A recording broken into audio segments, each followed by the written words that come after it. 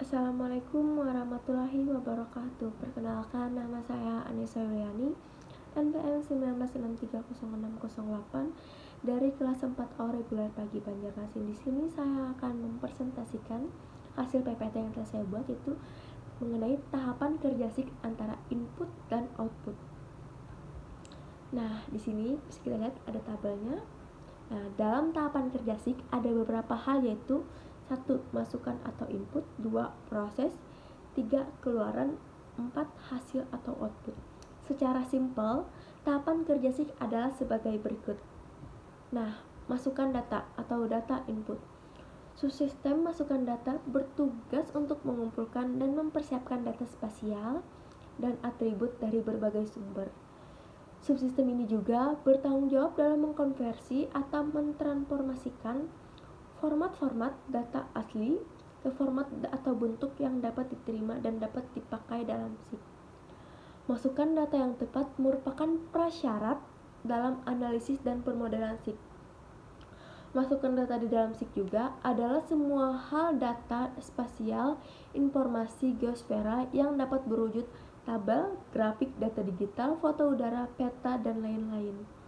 Informasi litosfera yang merupakan masukan dalam SIG tersebut meliputi informasi litosfera, pedosfera, hidrosfera, biosfera, antroposfera, dan atmosfera.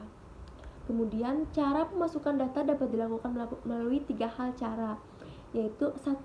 Penyaman, yaitu proses pengubahan data grafis kontinu menjadi data grafis diskrit yang terdiri atas sel-sel penyusun gambar atau pixel.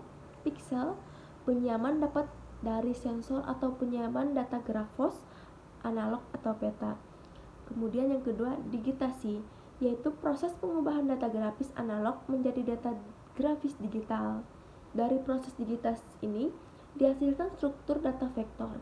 Data disimpan dalam bentuk titik atau poin, garis atau segmen atau line, dan bidang, area atau poligon. 3. Tabulasi, yaitu pemasukan data atribut, yaitu semua informasi non-grafis yang dirujukan pada posisi geografis melalui pembuatan tabel. Yang selanjutnya, kedua, pengelolaan data. Subsistem pengolahan data pada dasarnya dapat dimanfaatkan untuk menimbun dan menarik kembali arsip data dasar.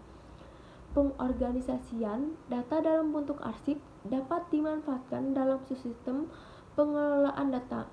Fungsi dari sistem pengelolaan data adalah untuk pengorganisasian data ke ruangan, pengambilan dan analisis data.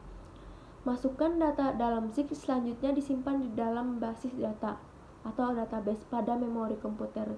Jika diperlukan juga, data yang tersimpan dapat dipanggil, dikoreksi, dilakukan klasifikasi, pengharkatan, manipulasi dengan data lain, atau diproses dengan formula tertentu sehingga diproses keluaran baru.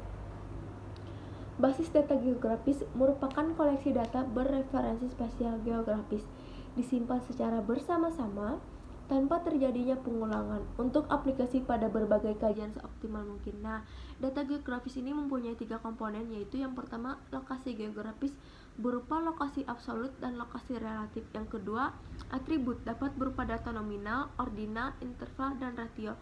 Yang ketiga, waktu yang menunjukkan saat dimasukkannya. 3. Analisis data dan simulasi. Subsistem ini menentukan informasi-informasi yang dapat dihasilkan oleh SIG dan berfungsi untuk membedakan data yang diproses dalam SIG. Subsistem ini juga dapat digunakan untuk merubah format data, mendapatkan parameter, dan melalui proses dalam pengelolaan data. Dapat pula diketahui hambatan yang timbul. Salah satu kelebihan SIG adalah pada stimulasi dan menghasilkan informasi baru berdasarkan data yang ada. Yang keempat, yang terakhir, keluaran data atau data output. Subsistem ini berfungsi untuk menayangkan maupun hasil analisis data geografis secara kualitatif ataupun kuantitatif. Keluaran SIG dapat berupa peta cetakan hard copy, rekaman soft copy, dan tayangan display. Keluaran data ini dapat diwujudkan dalam bentuk grafik, peta, tabel, atau hasil olahan statistik. Melalui keluaran ini juga penggunaan dapat dilakukan dapat melakukan identifikasi informasi yang diperlukan sebagai bahan dalam pengambilan kebijakan maupun